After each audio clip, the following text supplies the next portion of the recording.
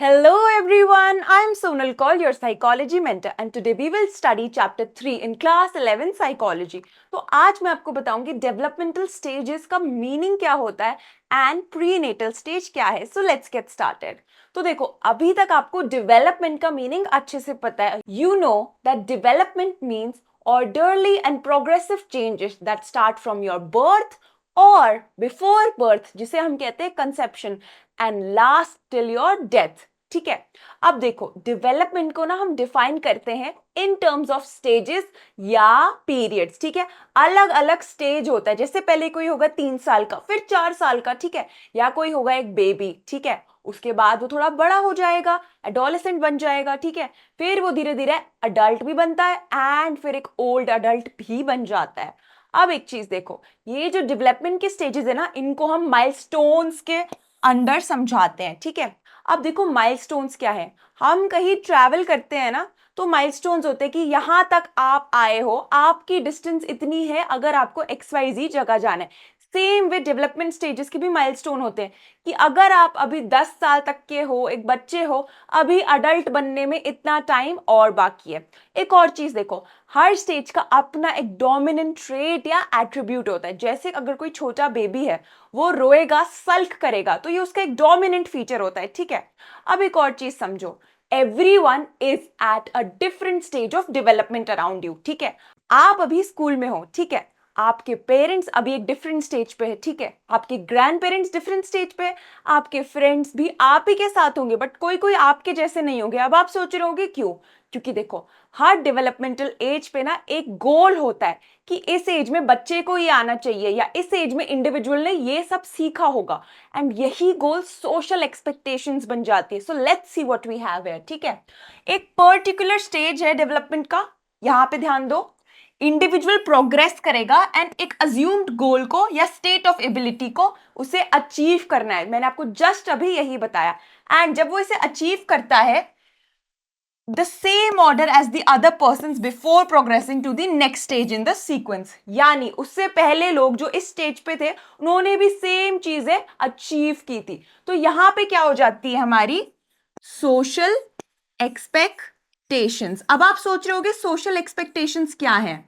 Social expectations यही है कि आपसे एक्सपेक्ट किया जाएगा कि अगर आप 10 साल के हो तो आपको सारे टेबल्स आते होंगे 12 तक. ठीक है, ये एक बेसिक एक्सपेक्टेशन सेट की जा सकती है. ठीक है, आप जब 12 के होगे तब भी आपसे एक्सपेक्ट किया जाएगा कि अरे आपको फिंगर टिप्स पे मैथ्स के टेबल्स आएंगे. ठीक है, 10 ईयर्स तक की एज तक आपको आते होंगे, but by 12 it is expected कि आपको एकदम अच्छे से सारे फिंगर टिप्स पे याद होंगे. तो इस चीज को यहां पे ऐसे समझो. और इन्हीं चीज को, ये जो हमारी सोशल एक्सपेक्टेशन या जो हमसे गोल्स एक्सपेक्ट किए जाते हैं, इन्हीं को हम बोलते हैं डेवलपमेंटल टास्क्स. तो इसका ध्यान रखना है आपको.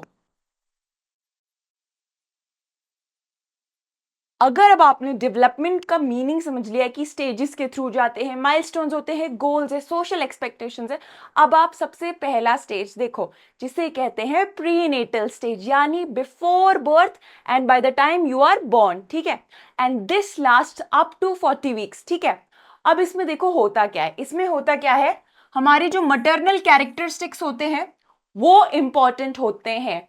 बट मटर्नल से पहले एक चीज का रिकैप करो जो मैंने पिछली क्लास में आपको बताया था. मैंने आपको बताया था जेनेटिक ब्लूप्रिंट आपको मिलता है, वो आपकी डेवलपमेंट को गाइड करता है, एंड उसी के साथ हमारे एनवायरमेंट का भी रोल आता है. अब जब हम मटर्नल कैरेक्टरिस्टिक्स की बात करेंगे ना, तो यहाँ पे मदर के जेनेटिक्स एंड उसके एनवायरमेंट दोनों रोल प्ले करते हैं कि उसका बेबी कैसे बॉर्न होगा, उसकी डेवलपमेंट कैसी होगी.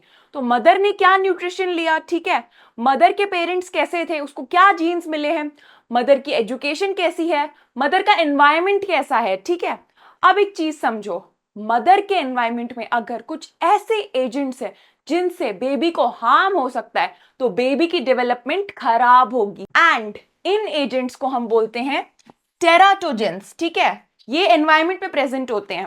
अब इनका मीनिंग समझो अच्छे से मेरे साथ.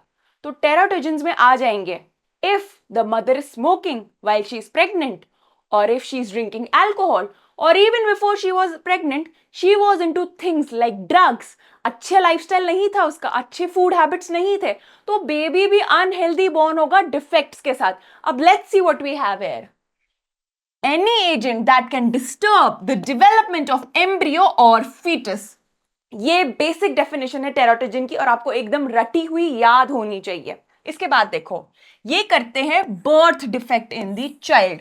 ये मैंने आपको जस्ट अभी बताया कि बच्चे की डेवलपमेंट भी अच्छी नहीं होगी, उसे डिजीजेस हो सकते हैं, उसे HIV हो सकता है, उसे हर्पीस भी हो सकता है, उसे रुबेला भी हो सकता है जो कि जर्मन मीसल्स होता है, जो कि मदर से पास ऑन होता है। ठीक है, अब एक चीज समझो, एनवायरमेंट में और भी ऐसी चीजें होते हैं जहां से बेबी को हार्म पहुंच सकता है, जैसे कि एनवायरमेंट पे पॉल्यूटेंट्स है, इंडस्ट्रियल केमिकल्स है, जो मदर भी कहीं ना कहीं इनहेल कर रही है, कंज्यूम कर रही है through her environment. Let's see what we have here.